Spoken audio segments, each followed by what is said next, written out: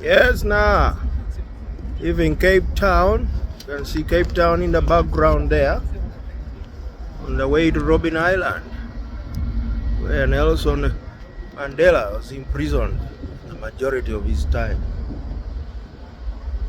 We'll get back in as we're getting closer to Robben. Don't know if you'll hear this one over the wind, but we're just getting ready to dock on Robben Island here. You can see it. There we are. The preceding pictures that showed Cape Town in the background. Well, here I am, Olney Friends School, students, faculty, friends. Here I am in the courtyard where the prisoners at Robben Island used to take a break and engage in some other sorts of work. Stood outside Nelson Mandela's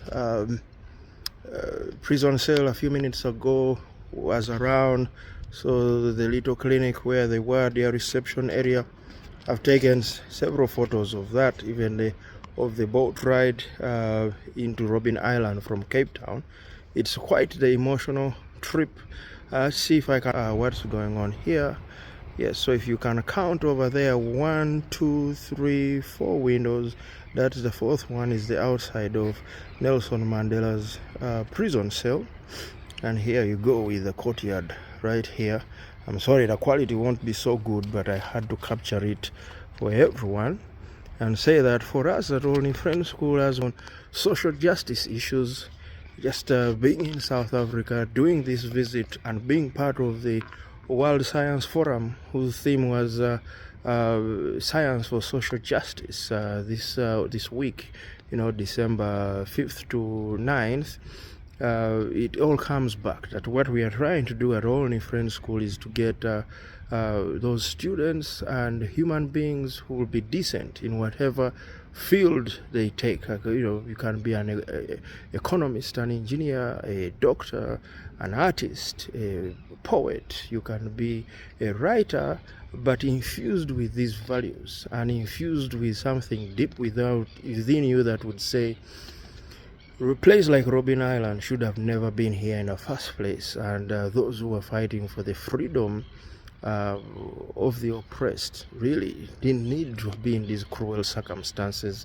And I have other photographs of the lime quarry where Nelson Mandela had lung issues there in his life because there were no masks, there was nothing that they had, protective gear or anything. And so on this block where is where it's called the leadership block. All of those who were political prisoners lived in this block here for years, slept on the concrete until 1979 when world forces intervened and said no living conditions. And that of course was also after the 14-day strike of the prisoners. Going to go inside. As I say, it's quite the emotional visit here. So many things coming to a head.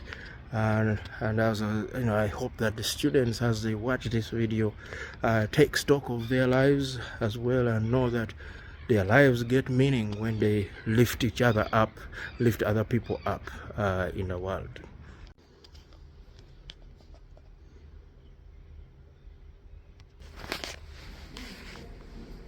The first cell,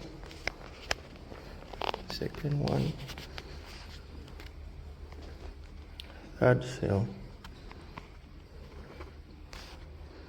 and this is the fourth cell.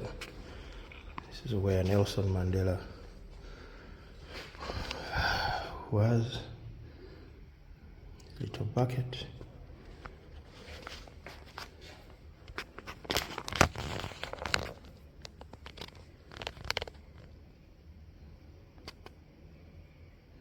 Earlier on were shown dog kennels that were bigger than the cells that the prisoners lived in or were incarcerated in.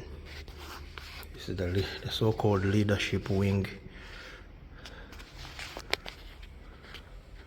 Such a privilege that Olney Friends School gets a chance to view this place. It's a World Heritage Site now, and again, grateful for our South African students that have come and made, brought to life the education we bring to the world at Olney, added their unique sense of the world to us, starting with Botswana, Sepo, Amo, and we wait for more, because I think Olney and South Africa have a unique bond, and Olney and the rest of the world too.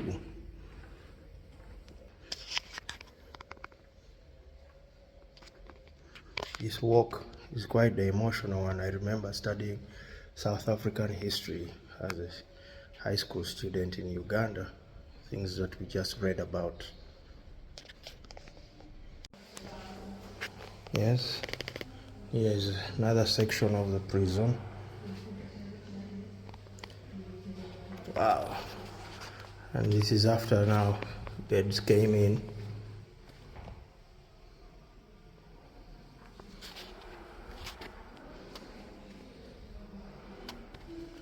The torture chambers.